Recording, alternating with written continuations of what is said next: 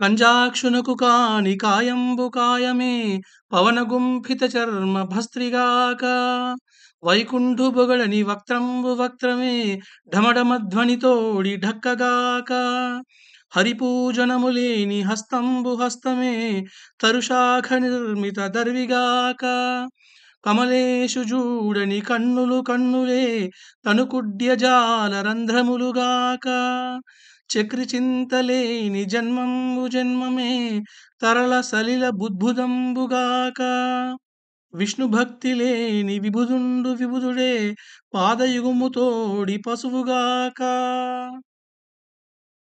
ప్రహ్లాదుడు తన తండ్రితో ఇంకా ఏమంటున్నాడంటే, పంజాక్షునకు కాని కాయంబు కాయమే పవన గుంపిత చర్మ భస్త్రిగాక.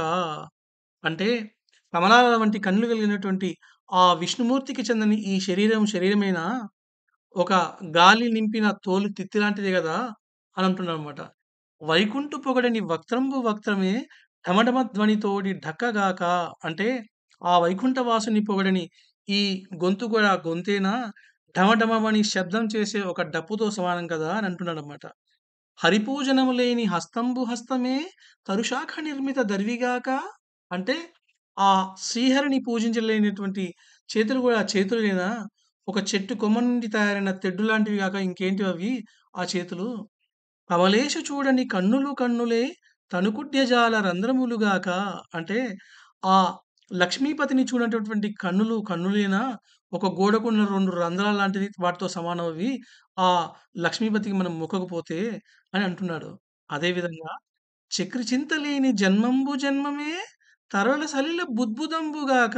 అంటే ఆ చక్రాయుధుడైనటువంటి విష్ణుమూర్తిని చింతించలేని జన్మం గూడా జన్మమేనా? అలా చింతించకపోతే మనం గూడా ఒక నీటి పైనటు ఉన్నటువంటి నీటి బుడగతో సమానం గదా!